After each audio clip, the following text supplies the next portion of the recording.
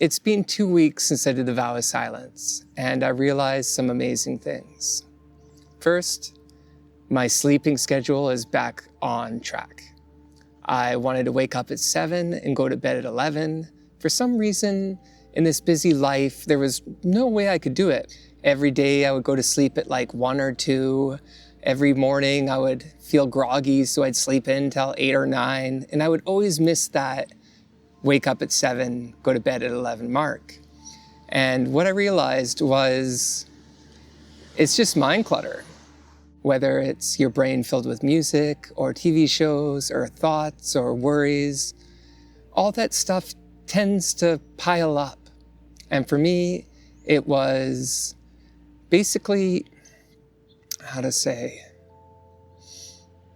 was making a list of so much stuff to do that it would never get finished.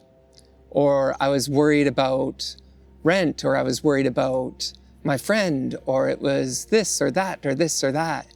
And basically, I would fill my days so much up that I was like, it's 11, I'm supposed to be in bed, but I want to get this done. And then that would prolong it. I would go 12, 1 a.m. I would go to bed, and I would wake up at 8, 9, whatever it was, right? But not on time.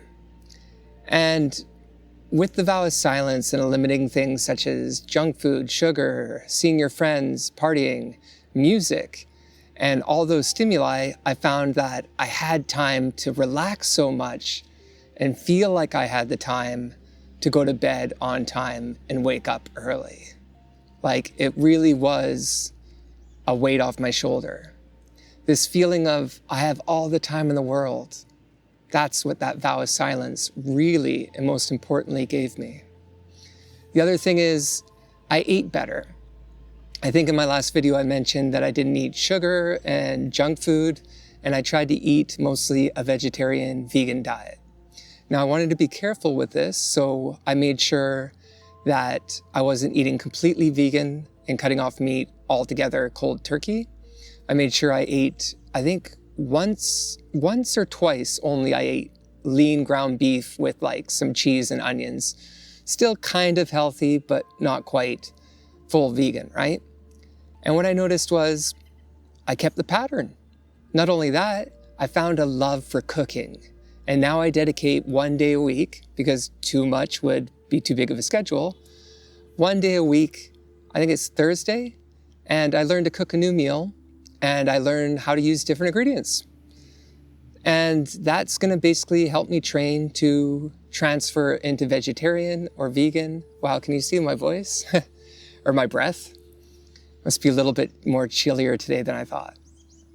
But anyways, so that's gonna allow me to transfer and change into a more vegetarian diet without having to have a heavy load on my body.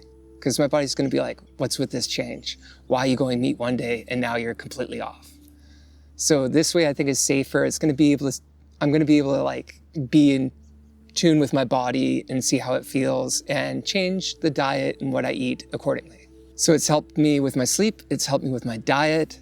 I think I briefly mentioned that I wasn't watching stimuli. So yes, I gave up porn. Since I've been off it, I slipped a couple times, because it is an addiction. But I did notice that it's a lot less. And I'm hoping to cut that out completely. That's just my beliefs, because I find I use it as a distraction. If I'm like, oh, I should be doing this, oh, but I don't want to, but let's get the dopamine rush so I don't have to worry about it. And that's a really bad and kind of defeating reason to use anything, whether it's porn, eating. I've heard the same thing for eating. I've heard the same thing for video games and movies, because we shut our brain off. And that's what the stimuli does, is it distracts us so we don't have to worry or focus. But we need to worry. We need to focus. We need to be in our mind and problem solving, really. And of course, with this retreat, every day I went into nature. From about 1 hour to 4 hours, I would walk and I would breathe in fresh air. I would see animals all around me. Like I said, I saw bald eagles, 3 of them, for the first time I've ever seen them in Vancouver. And yeah, I felt one with nature, like we all do when we're outside on our spiritual pilgrimages. The other big change, and this is a big one for me, is I quit weed. I used weed since coming back to Canada because 10 years in Japan I lived and you couldn't use any drugs, and that included weed, without a $10,000 fine and prison. So I've never used weed in that whole time. When I came back to Canada, I started smoking weed because my mother does it, my cousin does it, my friends do it. And I just said, let's try it. But what I liked about it was it allowed me to get into a meditative state, like deep meditation. And pretty easy. You smoked it, you're in nature, and then boom, you are in a meditative state. Sound is heightened, smell, taste. But what I realized was I kept chasing that. And with the 1 week of the vow of silence and not doing any drugs or stimuli, I realized I didn't need it. So I quit weed. I quit marijuana. I don't need it anymore. I don't feel like it gives me a deeper state anymore. I was able to reach even more deeper states without it. And yeah, it's beautiful. Also, as I mentioned, I journaled a lot more. My meditation journal usually is just the time that I did it, what exercises I did, and basically a good job or that felt great. But in the journal entries that I made on the vow, they were 5 to 10 pages long. They detailed sensations, they detailed gratitude, especially for food and not having TV on or looking at my phone. With food, I was able to really taste the texture, the taste. And even more so, I was finding that I was even starting to pray with my food now. And not praying in a religious sense, but praying as in giving thanks to the food, being grateful for Mother Earth for providing it, for thanking the farmers, for blessing the water even. So if you look at the YouTube videos of scientists saying like, I love you to the water under a microscope, and then freezing it, you see the ones that were given words of affirmations ended up being very beautiful, and the ones like, I hate you, and negative things, the snowflake looked distorted and ugly. So it kind of elicits a scientific and reassuring way of how we use words and the power that it can do on maybe what we consume. And that's kind of what I want to discuss on my channel, is not only spirituality, but science that backs it. And when I get into things like my breathing techniques, I learned a lot from the book Breathe. The author, I can't remember now, I'll put it down below. And it taught me a lot about how to breathe properly through your nose and not through your mouth. But we'll talk about that in another video. But again, I want to make these videos not only spiritually informative, but scientifically backed as well. This vow of silence showed me a lot about myself. It corrected things by giving me the space and time to feel free.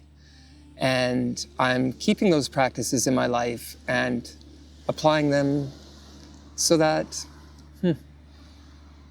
I'm going to change, reach my higher self, become a better version of myself, all that good stuff.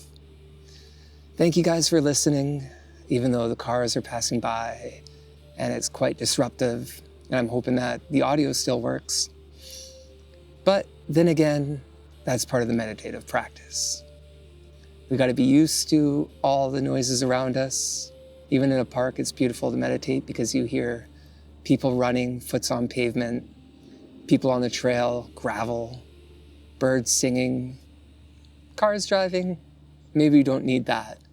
But even then, we need to learn to be at peace with every sound and everything. So whether you're doing a vow of silence and testing yourself, whether you're just meditating, or whether you're just enjoying the sun, make sure you're in your zone, you're blessed, you're thinking, and you're feeling. Until next time, see you guys. Have fun. And of course, If you have any more questions, or maybe something I missed about the vow of silence that you want to know about, leave a comment, ask me a question. I'm happy to give you some advice. I want to be careful with what I say. I don't want to be a teacher. I'm not trying to be a guru. I'm not trying to get money or sell a product. Spirituality should never be charged. No one should be ever selling spirituality. This is a journey, and we're just together on the ride.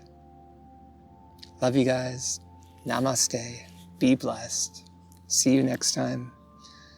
And let's go.